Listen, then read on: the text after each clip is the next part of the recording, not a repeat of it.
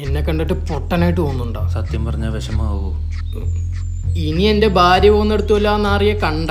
എന്തിനാട്ടോ കുഞ്ചാക്കോവന്റെ ശരീരം വെച്ച് ഭീമരഘുവിനെ പോലെ പെരുമാറുന്നത്? ലാസ്റ്റ് വാണിങ്, കുഞ്ചാക്കോ പോകുമ്പോ പോയിന്ന് പറഞ്ഞേക്ക്.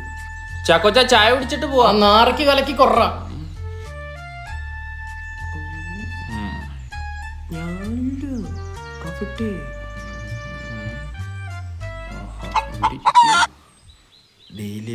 പിന്നെ 50 കോടിയുടെ ബിസിനസ് ഡീലല്ലേ ഞാൻ അവിടെ നടത്തിയത്? സത്യത്തിൽ എന്നെ ആ കുട്ടി വശീകരിക്കാൻ നോക്കി, എനിക്കൊന്നും അറിയില്ല.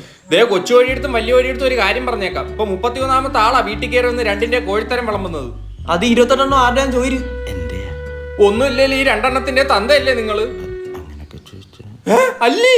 അയ്യോ ആണ് ചേട്ടാ, എന്റേത് പ്രായത്തിന് ഞരമ്പാന്ന് പറയാം, അയഗ്രീ. പക്ഷെ ഇതൊന്നും ഞരമ്പ് പൊട്ടി കിടക്കുന്ന അസുഖമാണ് മോനെ, വെരിക്കോസ്. ചികിത്സ പറഞ്ഞു തരട്ടെ? ഒരു നല്ല ഈർക്കിൽ അങ്ങോട്ട് എടുത്തിട്ട് നിങ്ങളെ പുഞ്ഞ് എന്റെ വാവല്ലാണ്ട് വരുന്നു. നിങ്ങൾ അമ്മ മരിച്ചു പോയപ്പോ നിങ്ങൾക്ക് അമ്മയുടെ ഒരു വാത്സല്യം വേണോന്ന് എനിക്ക് തോന്നി. അയ്യോ, കേരളത്തിൽ ഇത്ര അമ്മമാരുടെ വാത്സല്യം ഞങ്ങൾക്ക് വേണ്ട. ഇനി അച്ഛൻ പെൺപിള്ളാരുടെ പിറകെ പോവൂല. ആന്റിമാരുടെ പൊക്കോട്ടെ, പോവൂല. അതെനിക്ക് ബാധകമാണോ? ഞാൻ ചോദിച്ചോ പറല്ല. എന്തായാലും ഇത്ര ഓവറല്ല. ഹലോ, ആ ഞരമ്പിന്റെ മോൻ തന്നെ.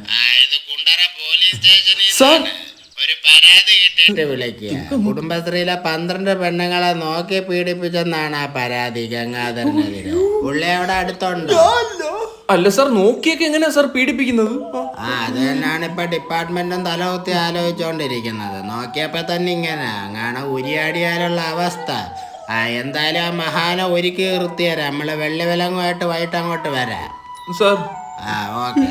വെള്ളി വിലങ്ങുന്നു ഇല്ല, സ്വർണ്ണ വിലങ്ങ് വെച്ച് തരും. ഗംഗാധരൻ കാമനോട്ടം, ആ കാമനോട്ടം പോടാ തൊട്ടി ചാടി. ഇത്ര ആള് നാട്ടുകാർ കയറി ഇറങ്ങായിരുന്നു, ഇപ്പൊ പോലീസുകാരായി. നമ്മുടെ കുടുംബത്തിലെ ആദ്യത്തെ പെണ്ണ് സല്ലേട്ടാ. എനിക്ക് മുന്നേ അച്ഛനത് നേടി. Congrats dad. Thank you. അപ്പൊ പ്ലേയങ്ങൾ ഒരുങ്ങിയിരുന്നോ? വന്ന് ഹോൺ അടിക്കുമ്പോ പൊക്കോ. ചില്ലറ ഞാനൊന്നുമല്ല കാണിച്ചു വെച്ചു. ശൈലജ, ഞാനിന്ന് ഉച്ചക്ക് വന്നോട്ടെ. വൈകിട്ട് എന്നെ കൊണ്ടുപോയൊരു സ്കൂൾ വണ്ടി വരും. ഒന്ന് മനസ്സിലാക്കി ശൈലജ, നീ അവസ്ഥ ഉണ്ടല്ലേ.